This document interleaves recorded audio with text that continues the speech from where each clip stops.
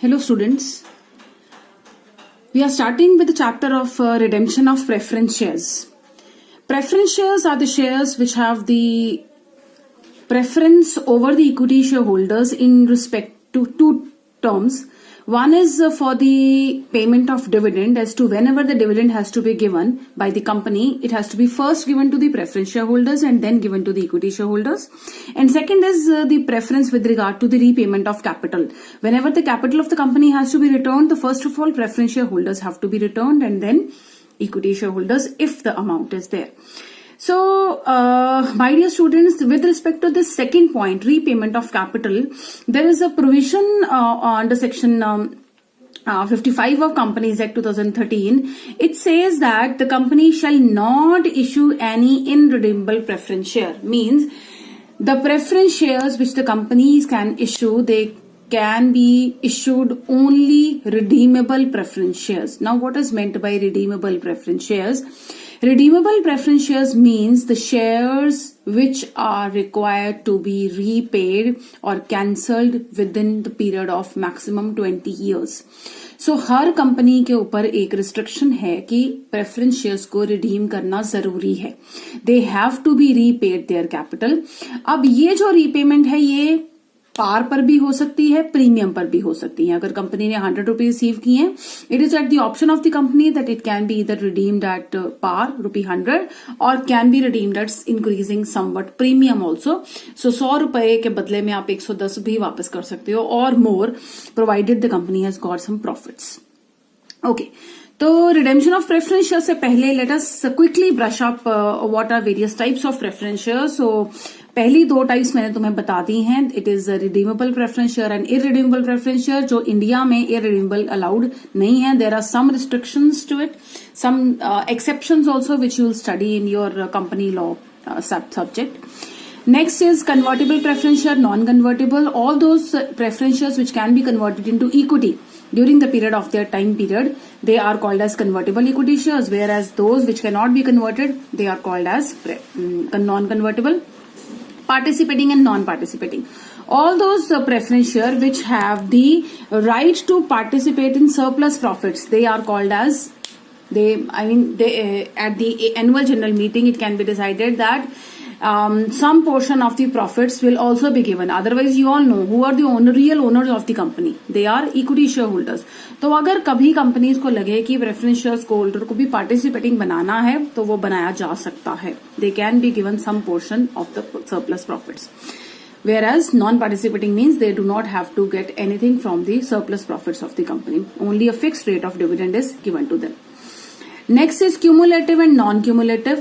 Cumulative preference share means those preference shares जिनको अगर एक साल में डिविडेंड नहीं मिलता है तो उनका जो डिविडेंड है it gets on accumulated over a period of time. और जब भी कंपनी डिविडेंड फिर इनको देगी तो वो एक्यूमुलेटेड करके पुराना वाला भी इनको मिलेगा. Whereas non cumulative means के इनको ये वाला डिविडेंड पुराना वाला नहीं मिलेगा. अब जब नया डिविडेंड डिक्लेयर होगा तो उसी साल का डिविडेंड डिक्लेयर होगा, पुराना वाला उनको नहीं मिलेगा. नाउ अगर कुछ भी नहीं बताया हो तो व्हाट इज अज्यूम्ड, रिडीमेबल और redeemable. It is redeemable always. अगर कुछ नहीं बताया है तो कौन से प्रेफरेंस शेयर होते हैं? रिडीमेबल.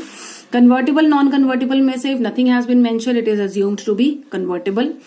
पार्टिसिपेटिंग, नॉन पार्टिसिपेटिंग में अगर नहीं कुछ बताया है it is always assumed to be non participating. So redeemable, then non-convertible, non-participating and cumulative. As per law provisions, the preference shares are always cumulative in nature. Okay. Now coming to somewhat the numerical aspect of this chapter. Till now we have done the theoretical part. Now how the companies can redeem the shares. So जब आपको question करना है तो question में कुछ चीजें आपको ध्यान में रखनी है. फर्स्ट तो पॉइंट है theoretical. It says कि आप प्रेफरेंस शेयर्स को तभी रिडीम कर पाओगे अगर आपने वो प्रोविजन कहाँ लिखी हुई है अपने आर्टिकल्स में.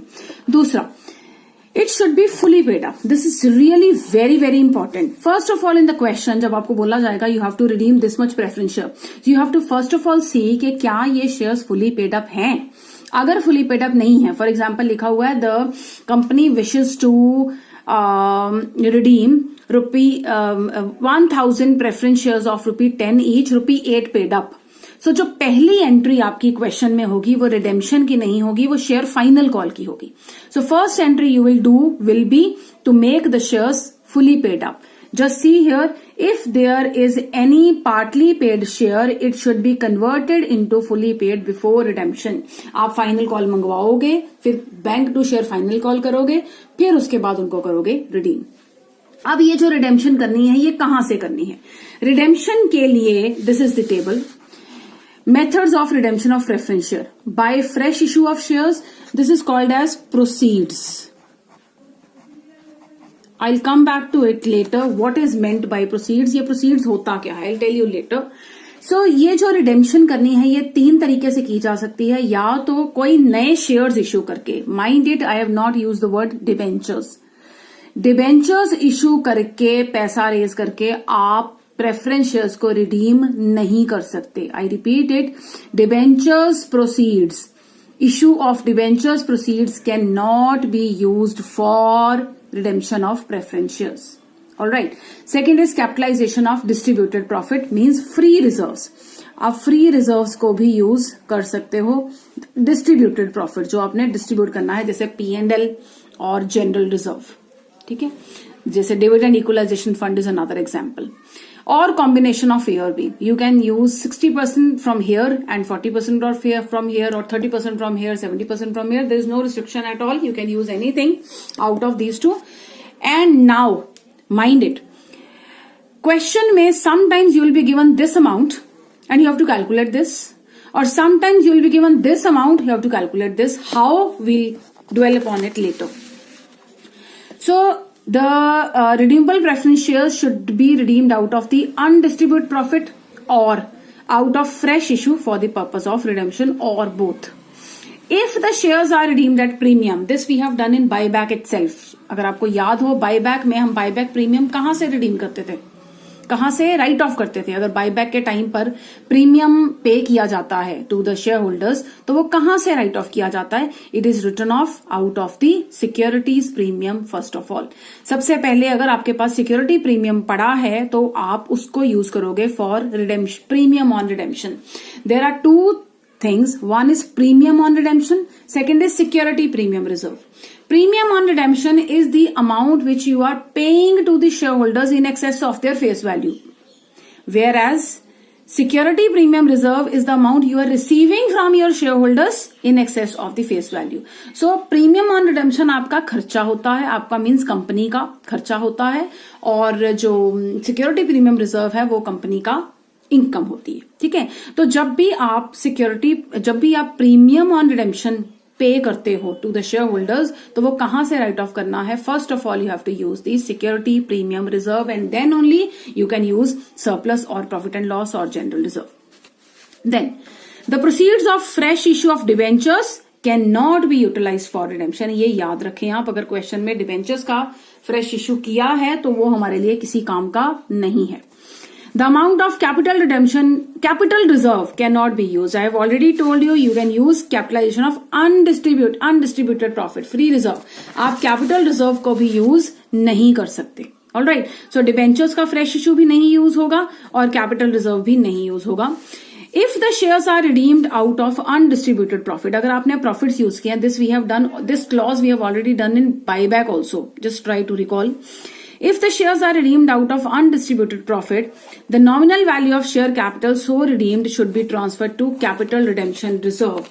ये क्या है? This is CRR, and the formula for CRR we'll do somewhat later. I'll come to that point later. First of all, let's quickly revise whatever we have done. First, we did that redemption of preference share is compulsory thing which has to be done by the companies. Then we did where there are some, kinds of preference share capital which we have discussed. Then majorly is the conditions. This is most important for you. So condition में कुछ चीजें आपको question में ध्यान रखनी है बेटा. पहली चीज आपको ध्यान में रखनी है कि अगर शेयर्स पार्टली पेड अप है उसको पहले फुली पेड अप बनाओ, फाइनल कॉल मंगवाओ. दूसरी चीज, ये जो आपने अब पे करना है शेयर होल्डर्स को, ये आपने 2 जगह से you can use this amount. One is from the free reserves, second is from the fresh issue of the shares. Proceeds of fresh issue of the shares. Proceeds क्या है that I have not told you अभी तक. तो आप 2 चीजें use कर सकते हो. एक प्रोसीड्स ऑफ फ्रेश इशू, और दूसरा the proceeds of fresh issue can be used, और दूसरा अनडिस्ट्रीब्यूटेड प्रॉफिट्स. ठीक है. नाउ डिबेंचर्स को इशू करके जो पैसा आता है that can not be used. That the debentures, fresh issue of debentures cannot be used. Then after that, you cannot use capital reserve also, right? And you have to make CRR. In the question of CRR कितना बनाना है उस पे हम बाद में आते हैं. पहले let us quickly do the entries. When new shares are issued at par, मैंने आपको बताया कि आप कहां से redeem कर सकते हो preference share by issuing new shares. ठीक है. तो उसके लिए बैंक टू शेयर कैपिटल अगर पार पर इशू किया है, अगर प्रीमियम पर नए इशू शेयर किए हैं तो bank to share capital to share premium account. ठीक है. अगर डिस्काउंट पर इशू किए हैं, डिस्काउंट पर अदरवाइज तो नहीं इशू होते, you know it is not allowed by law, but in case कोई पुराना क्वेश्चन आ जाए, कभी कोई किसी बुक में से उठा के डाल दे एग्जामिनर, तो you must know the entries at least. So bank discount on issue of shares to share capital, और फिर उसके बाद आप क्या करोगे, अपनी प्रेफरेंस शेयर कैपिटल को क्या करोगे, अगर वो पार्टली पेड अप है उसको फुली पेड अप करोगे. So you will write preference share final call debited to preference share capital, bank account debited to preference share final call.